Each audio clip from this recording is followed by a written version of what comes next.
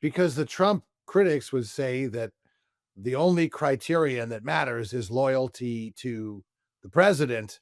So I guess my question to you, Kurt, is will there be any kind of accountability here? No, you can't really use the word accountability, in my opinion, associated with Donald Trump and anyone in his administration. One, I don't think that Trump really cares if anyone thinks that anyone a part of that change should resign. It only matters what Donald Trump thinks, and he doesn't believe in weakness. He doesn't believe in mistakes. And so, if he were to allow someone to resign or fire someone, that would be conceding that someone did something wrong. And uh, I just don't see Donald Trump doing that to the most loyal group of people that he could possibly assemble in the administration. They are all there because they are unyieldingly loyal to Donald Trump. um, Jettisoning any of these people over what he would say is a nothing burger. It's text messages. Like, this is the guy who uh, has been accused of so many different crimes, and he himself has evaded accountability. I don't really see him scrutinizing his own people that harshly.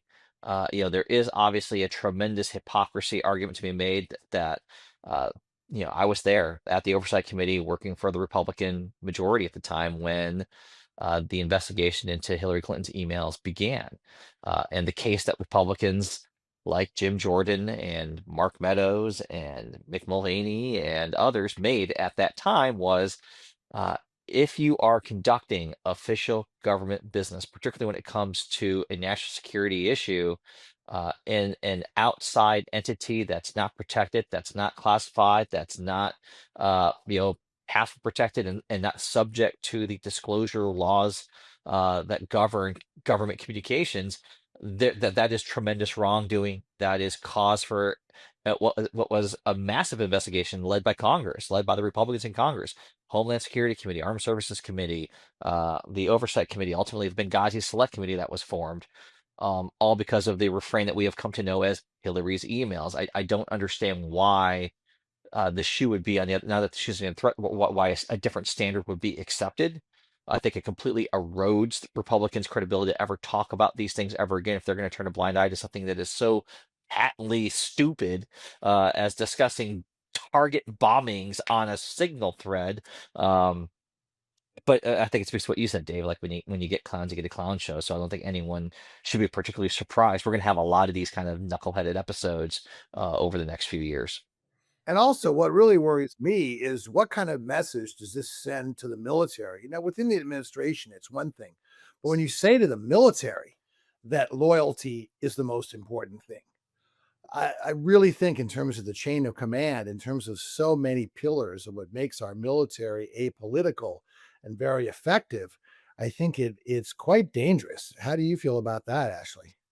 Well, there's a few things, Kurt, you know as well as I do. The reason that they went after the Congress, the House went after Hillary during that time is because the House was in control and could go against the other party. That's the difference right now in regards to the Republicans controlling both bodies, is it's going to be really hard for them to go after the current administration, right or wrong. It's just the facts of how kind of the politics of all these issues work. But I think, Dave, 2 things, both of you guys, there's 2 things that I think that we'll need to watch. One is the comments from the vice president kind of going against the president on this topic. Obviously, it was something that wasn't supposed to be leaked, but how does the president feel about that? We all know that he does not like being criticized, and now that that's public, that's gonna be an issue.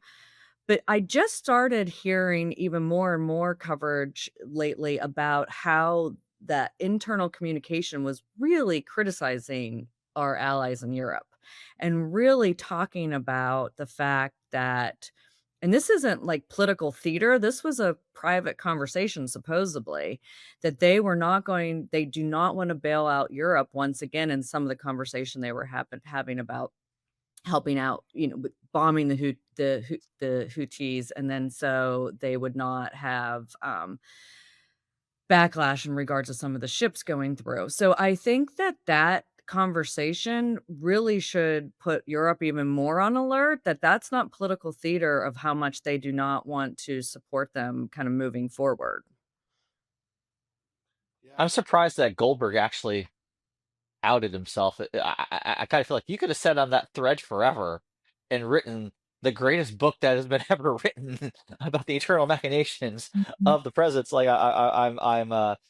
just as watching how journalists oftentimes operate. Like I'm kind of surprised that he just didn't sit back and just watch this play out for as long as he could be on on that thread.